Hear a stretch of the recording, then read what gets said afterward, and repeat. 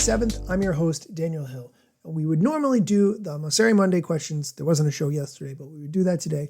We will do that, but first I want to talk about the news because there is something incredibly important we have to discuss. Earlier today, TikTok posted on their newsroom page of their website, quote, "Today we filed a petition in federal court seeking to overturn the unconstitutional TikTok ban," end quote. I pulled up the petition that they filed and took some time to read through it. It's very long, about 77 pages, and I will link to it in the show notes so you can check it out. But here's essentially the gist of it, and I'll read just a little bit. Quote, "Congress has taken the unprecedented step of expressly singling out and banning TikTok, a vibrant online forum for protected speech and expression used by 170 million Americans to create, share, and view videos over the internet. For the first time in history, Congress has enacted a law that subjects a single, named speech platform to a permanent, nationwide ban and bars every American from participating in a unique online community with more than 1 billion people worldwide. That law, the Protecting Americans from Foreign Adversary-Controlled Applications Act, is unconstitutional. Banning TikTok is so obviously unconstitutional, in fact, that even the Act's sponsors recognize that reality, and therefore have tried mightily to depict the law not as a ban at all, but merely a regulation of TikTok's ownership. According to its sponsors, the Act responds to TikTok's ultimate ownership by ByteDance Limited, a company with Chinese subsidiaries whose employees support various ByteDance businesses, including TikTok. They claim that the Act is not a ban because it offers ByteDance a choice: divest TikTok's US business or be shut down. But in reality, there is no choice. The qualified divestiture demanded by the Act to allow TikTok to continue operating in the United States is simply not possible. Not commercially, not technologically, not legally, and certainly not on the 270-day timeline required by the Act. Petitioners have repeatedly explained this to the US government, and sponsors of the Act were aware that divestment is not possible. There is no question the Act will force a shutdown of TikTok by January 19th, 2025, silencing the 170 million Americans who use the platform to communicate in ways that cannot be replicated elsewhere, end quote.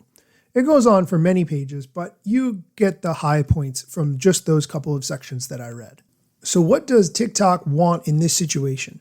They're asking the court to hand down a judgment that says the Biden administration's law violates the U.S. Constitution, and they want an order preventing the Attorney General from enforcing that law.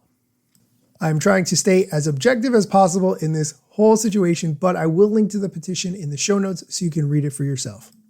We are going to take a quick break. When we come back, we're going to dive into the questions from Mosseri Monday, including updates on some of the news that we've been talking about recently with more context around it so you can understand how it impacts you specifically. So stay tuned.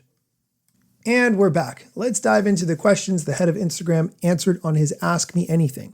Now, recently, we talked about how Instagram was going to take steps to start rewarding small creators in the algorithm, giving them a chance to have their content seen by accounts that don't follow them. The question: how does Instagram define small creators? This is an excellent question. If I had to guess, I would say that Instagram defines a small creator as someone who has less than 10,000 followers, but here's Adam's answer. There isn't a strict follower count maximum or anything like that. We just try to make sure that all content gets a chance to be shown to people who do not follow your account. So that just benefits small accounts more because generally they have historically been less often considered. Or just qualitatively, I think less than 10,000 followers is a relatively small creator, but that's the vast majority of creators. Well over 90% of creators have less than 10,000 followers. Okay, no specific number, but nice to hear that 10,000. I had a guess that that was where he was headed. The next question has to do with another announcement that I talked about recently, how Instagram was going to be taking steps to give credit to the original creators of content, and aggregator accounts that pull together viral clips to show them on aggregator pages would not get as much of a reward as they had in the past because the original creators would be rewarded instead. As a result, there would be more need for aggregator pages to creatively repackage that content, maybe by making an opinion on it or doing something to enhance that content. The question, how can aggregators make content their own so that they can still be recommended? That's a great question. Essentially, you just need to edit it. So if you did a green screen video on top of it, or you made a photo into a meme, or you just made it your own by significantly editing it as opposed to just exact copying it and pretending like it's your own, then it is what we would think of as original, or at least mixed original. And that's the kind of content we think is great. It's funny because Gary Vee has been saying for a long time that you need to add your 2 cents to a conversation, but I think it's a similar idea.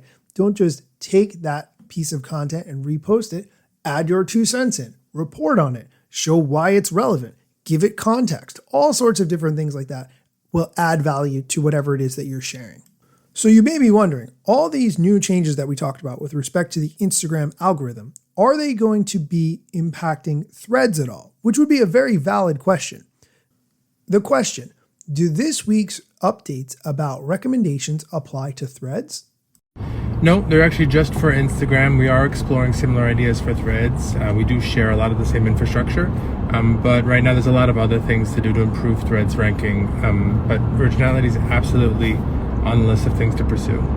And the last question we're going to talk about today has to do with Adam Mosseri's profile picture. If you haven't seen it, he has sort of an AI cartoonish looking profile picture, and the person is asking, how can we get that AI as our profile pic like yours? His answer actually surprises me because you don't need a separate app or tool in order to do it. One great way is to use Meta AI. Just go to chat with it in Instagram. You can go to your DMs to find it and then ask it to imagine that character and describe the character you want, or describe anything you want. And then you can just use it as a profile pic or for whatever else you'd like to. Hey, it's all about learning to use the tools that you have more effectively. Am I right? Sometimes you don't need a new tool. Sometimes you already have everything that you need. That is going to do it for today's episode. As always, thank you for listening, and be sure to come back next time for more social media news, strategy, or other things that you need to know. And now, the rap song. Let me tell you a couple things that you should know about me. A product manager, but do not have a bachelor's degree. But actually, that's factually a fraction of me. Another fraction's posting content irregular and irrationally. Still probably won't get a job at the Gram. They forgot, they don't know, or don't care who I am. That's why you never see me at the parties and events. My lack of followers must make me irrelevant. Don't have a course, a book to sell to make a bag of grand. Not a social media marketer, don't represent any brands. Plain to see, don't have an agency, but I got a lot of spam. Just putting in my work without the glitz and glam. Won't catch me eating fish unless it's shrimp or clam. No six pack, no risk that, there's a gym card in my hand. Don't have a full-time job, but I got a lot of plans. Stay plotting, dropping knowledge on TikTok and Instagram.